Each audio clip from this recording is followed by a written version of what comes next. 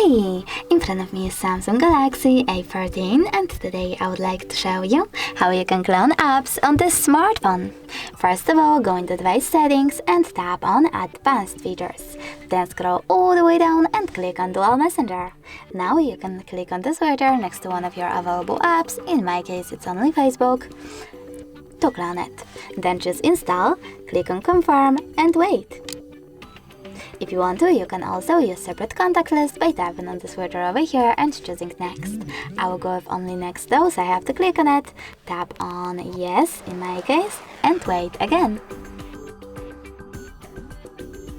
Now when I go back, as you can see, Facebook was successfully cloned. Come on, over here. Thanks so much for watching. If you enjoyed this video, don't forget to leave a like, comment and subscribe. Bye!